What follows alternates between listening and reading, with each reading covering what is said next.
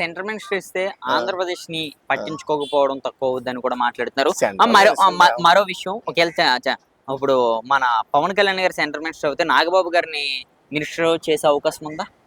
లేదు, అంటే వాళ్ళ పార్టీ నేతల నిర్ణయం అది. మనం ఎలా చెప్తాం?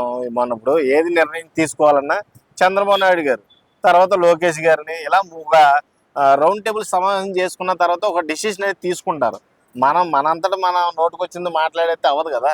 అక్కడ డిసిషన్ ఎవరిదన్నది ముందు first of all central minister ఇస్తున్నారా లేదా ఫస్ట్ అది క్లారిఫై చేసుకున్న తర్వాతే ఈ స్టేట్ రాజకీయాల గురించి మనం మాట్లాడుకోవచ్చు. ఓకే, అదొకటి. నారా లోకేష్ గారి విషయానికి వస్తే మరి ఇప్పుడు ఆయన రెడ్ బుక్ ఏదైతే ఉన్నదో ఆయన పరిపాలన కన్నా సరే ఆయన రెడ్ బుక్ అన్నదే ఎక్కువ ప్రజల్లోకి అయితే వెళ్ళింది ముఖ్యంగా. మరి ఆ రెడ్ బుక్ కోసం మీరు ఏం మాట్లాడుతారు? రెడ్ బుక్ లో ఆల్రెడీ ఉన్న వాళ్ళందరూ కూడా రంగు పడుతుంది. ఆ రంగు పడే విషయంలో ఎవరిని కూడా వదిలిపెట్టట్లేదు మరి ఇప్పుడు దాకా కూడా ఎవరిని వదలలేదు. కాబట్టి రెడ్ బుక్ లో ఇంకా కొన్ని నేమ్స్ ఉన్నాయి. కొంచెం విరామం తీసుకున్నారన్నమాట. ఎందుకంటే back to back red book లో ఉన్న వాళ్ళందరూ తోస్తే జైలు సరిపోవు మరి. జైలు సరిపోవు జైలు సరిపోవు కాబట్టి అంటే మామూలుగా చెప్పానులే నేను. జైలు సరిపోవంటే సరిపోవని రాస్తావు నువ్వు ఇప్పుడు. కాకపోతే అంటే అంతమంది ఉన్నారు ఆ రెడ్ బుక్ లో. కానీ ఎక్కువగా ప్రజల్ని ఇన్ఫ్లుయెన్స్ చేసిన వాళ్ళు, అంటే మార్చడానికి చెడు మార్గంలో తీసుకెళ్ళడానికి చూసిన వాళ్ళు మట్టికి తొందరగా చర్యలు తీసుకొని అరెస్ట్ చేయడం అనేది జరుగుతుంది. ఆ లిస్టులో చాలా మంది ఉన్నారు. కొంతమంది ఏమో నాటకాలు ఆడుతున్నారు, నాకు ఆ నొప్పి ఈ నొప్పి అని. చూద్దాం ఇంకా ఎంతమంది బయటకు వస్తారో వెయిట్ చేయాలి. ఓకే, ముఖ్యంగా మనం చూసుకుంటే ఈ రెడ్ బుక్ లోనే మనకి రీసెంట్ గా ఒక పేరు బయటకైతే వచ్చింది, శ్రీరెడ్డి అన్న ఆమెని బాగా ట్రోల్ అయితే చేశారు. అలాగే ఆమె కూడా ఎన్నెన్నో మాటలైతే మాట్లాడేది. ఇప్పుడు ఆమె మీద ఎటువంటి యాక్షన్ తీసుకునే అవకాశం ఉంది ఈ కూటమి ప్రభుత్వం? శ్రీరెడ్డి మీద ఖచ్చితంగా ఆవిడనైతే కొంచెం ఇరకడంలోనే ఉంది, కానీ ఆపారు. ఎందుకనో దానికి కొంచెం ఇన్వెస్టిగేషన్ జరుగుతుందంట. శ్రీరెడ్డి అయితే నేను మళ్ళీ ఇలాంటివి రిపీట్ చేయను, నన్ను వదిలేయండి ఒకసారి అని ప్రాధాయపడుతున్నట్టు ఒక అర్జీ పెట్టుకుంది డిప్యూటీ సీఎం పవన్ కళ్యాణ్ గారికి. చూద్దాం, ఆడపిల్ల కదా ఏమైనా సానుభూతి చూపిస్తారేమో. కానీ ఆవిడ ఆడపిల్లని మనం ఇప్పుడు సానుభూతి చూపిస్తున్నాం, కానీ ఆవిడ మాట్లాడేటప్పుడు ఏ మాత్రం సానుభూతి అయితే ఎక్కడ కనబడలేదు. ఎప్పుడు కూడా ఏ మాటలోనూ కూడా కనబడలేదు. ఆ రకంగా మాట్లాడింది విచ్చలవిడిగా. మాదే రాజ్యం, మమ్మల్ని అనేవాడు లేడు, మమ్మల్ని చేసేవాడు లేడు అన్నట్టుగా మాట్లాడారు. కాబట్టి ఈ రోజున ఇలాంటి పరిస్థితి ఎదుర్కోవాల్సి వస్తుంది. ఓకే అన్న, మరి నెక్స్ట్ చూస్తుంటే ఈ లిక్కర్ స్కామ్ ఏదైతే ఉన్నదో ఏపీలో ముఖ్యంగా జరిగింది, అంటే అది ఢిల్లీలో కూడా జరిగింది, దానికి సంబంధించి ఇక్కడ తెలంగాణలో కూడా అరెస్టులు అయితే మొదలైనవి అయ్యారు కూడా. మరి ఆంధ్రప్రదేశ్ లో ఈ లిక్కర్ స్కామ్ లో ఎవరి పేరు వినిపించే అవకాశం ఉంది? మొట్టమొదటిగా గత ప్రభుత్వం పేరే వినపడుతుంది ఖచ్చితంగా. ఎందుకంటే అక్కడ కల్తీ మందులు, క్వాలిటీ చెకింగ్ లేని మందులు అప్పట్లో బాగా రన్ అయినాయి. నిజంగా చెప్తే చాలా మంది చనిపోయారు ఆ మందు తాగి కూడా. ఓకే, అవన్నీ కూడా వెలుగులోకి రాలేదు. వెలుగులోకి వస్తే చాలా అంటే చాలా మంది ఇదయ్యేవాళ్ళు రాజకీయ నాయకులు.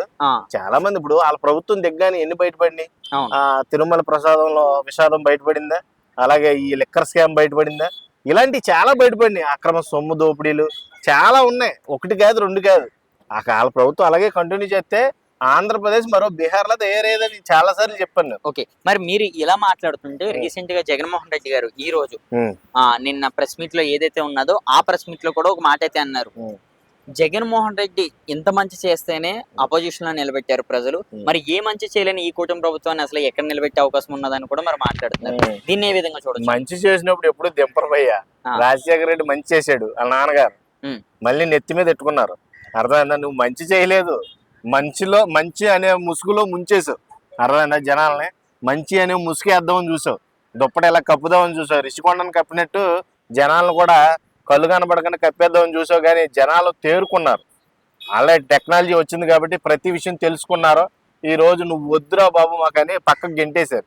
కాబట్టి నేను అనేది ఏంటంటే, ప్రతిపక్షంలో ఉన్న ప్రతి నాయకుడు తప్పు చేశాడంటే నేను ఒప్పుకోను. కానీ వాళ్ళ పక్కన ఉండే ఎమ్మెల్యేలు చాలా ఎఫెక్టెడ్ చూపించారు ఆ పార్టీకి. వైఎస్ఆర్సీపీ ఎమ్మెల్యేలు గతంలో వాళ్ళు మాట్లాడిన భాష కానీ యాసధారణ కానీ దారుణం మాట. అలాంటి దారుణమైన మాటలు, దారుణమైన పదజాలంతో మొత్తం పార్టీనే భ్రష్టు పట్టించారు. వాళ్ళే అసలు మెయిన్ ఎన్ని సీట్లు రావడానికి కారణం ఏకైక వ్యక్తులు ఎవరైనా ఉన్నారంటే కొంతమంది ఎమ్మెల్యేలే.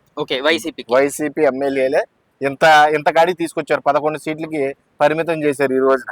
మరి అలాగే మరి జగన్మోహన్ రెడ్డి గారు ఈ రోజు కూడా కొద్దిమంది నాయకులు సస్పెండ్ కూడా చేస్తున్నారు. రీసెంట్ గా శ్రీనివాస్ గారిని కూడా చేశారు దువ్వాడ.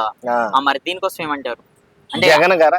జగన్ గారు అంటే ఇప్పుడు ఎలా ఉన్నదంటే రాజకీయ వ్యవస్థలో కొంతమందిని తీయకపోతే పార్టీకి పరువు నష్టం దావంటారు చూడు. అవును. ఇలాంటి వాళ్ళు ఉండడం వల్ల ఏమవుద్ది, మన పార్టీ అసలు కనీసం ఇలాంటి వాళ్ళన వీళ్ళు పెంచి పోషించింది, మనమే సస్పెండ్ చేస్తే అయిపోద్ది కదా అన్నట్టుగా సస్పెండ్స్ ఉన్నాయి. అంతేగాని అదొక క్రియేటివ్ డ్రామా. ఓకే, అదొక డ్రామా అంతే, అంతకుమించి ఏమీ లేదు. దీంట్లో అభినందించవలసిన విషయం అసలు లేదు. పార్టీ పరువు కాపాడుకోవడానికి కొంతమందిని పక్కకు తప్పిస్తున్నారు అంతే. ఓకే అన్న, మరో మాట.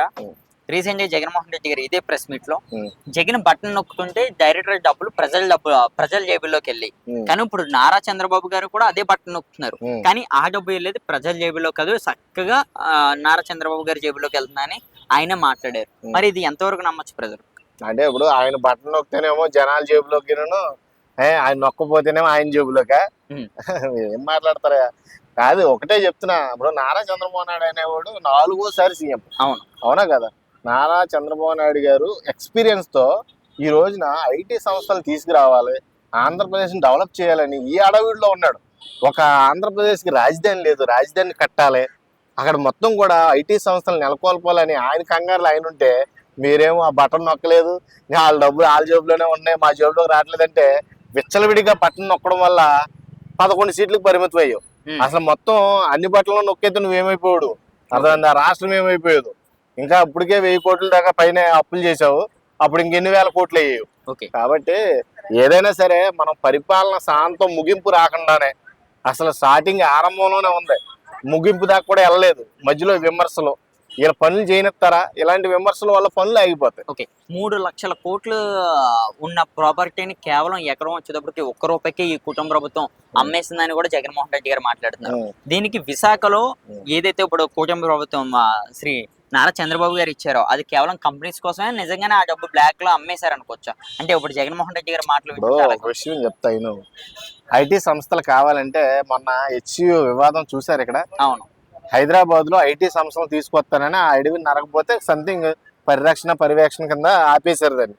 ఓకే, సీఎం కూడా యాక్సెప్ట్ చేసి ఆపేశాడు. నేనేదో ఐటీ సంస్థలకి ఫ్రీగా ఇచ్చి 4 ఉద్యోగాలు కల్పిద్దాం అనుకున్న పిల్లలు కానీ ఆపేశాడు. ఇది కూడా అదే కోణంలో ఆలోచిస్తున్నారు ప్రభుత్వం. కూటమి ప్రభుత్వం తినేయడానికి కాదు. ఇప్పుడు 4 ఐటీ సంస్థలు లేచినాయి అనుకో, అక్కడ టీసీఎస్ లాంటి, ఇన్ఫోసిస్ లాంటి ఇలాంటి కొన్ని 4 ఐటీ సంస్థలు ఇస్తే ఇక్కడ దాకా పరిగెట్టుకుని రావాల్సిన హైదరాబాద్ దాకా, అక్కడే జాబులు చేసుకుంటారు. 4 జాబులు అక్కడే దొరుకుతాయి. అర్థమైందా? మెజారిటీ ఆఫ్ పీపుల్స్ ఇక్కడే ఉన్నారు కదా హైదరాబాద్ లో, ఐటీ సంస్థలు లేక ఆంధ్రాలో అంతే. కాబట్టి ఆ ఉద్దేశంతోనే ఫ్రీగా ఇవ్వడం ఎందుకని, ఎంతో కొంత అగ్రిమెంట్ రూపంలో ఉండాలి కదా, ఒక సమ్ అమౌంట్ అని పెట్టారే అని తప్పితే అది ఫ్రీగా ఇచ్చినట్టే. ఒక్క మాటలో జగన్మోహన్ రెడ్డి గారు మళ్ళీ 3 ఏళ్ల తర్వాత మళ్ళీ మా ప్రభుత్వం అధికారంలోకి వస్తుంది, ఈసారి కార్యకర్తల మీద ఏగా కూడా వాళ్ళని జగన్మోహన్ రెడ్డి గారు అయితే మాట్లాడుతున్నారు. దీనికి మీరు ఎటువంటి సమాధానం ఇచ్చావు? ఆయన ఏగా వాళ్ళని కూడా పోలీసులు బట్టలో ఓడదెత్తాడులే గాని, ఆయన ఏంటంటే ఇక రాచరికం రాజుల పరిపాలనలో ఉండిపోయాడు. అంటే రిషికొండలో ఇల్లు వేసుకోవాలి, ఆ కొండ మీద కూర్చొని నా దేశాన్ని మొత్తం చూడాలి, వీళ్ళందరూ కూడా నాకు ఎప్పుడు కూడా సీమల్లా కనబడాలి, నాకు కోపం వచ్చినప్పుడు వాళ్ళని తొక్కేయాలి, ఇదే బాణీలో బతుకుతున్నాడు. ఆ కాలం ఎప్పుడో పోయింది. ఆ కాలం పోయి చాలా సంవత్సరాలు అయింది. కాబట్టి ఇంకా జగన్మోహన్ రెడ్డి ఇలాంటి ఆశలు ఏమైనా ఉంటే ఆపుకోవాలని. మళ్ళీ 3 ఏళ్ల తర్వాత అధికారంలోకి వస్తుందా జగన్మోహన్ రెడ్డి? కష్టం. థ్యాంక్ యూ అన్న.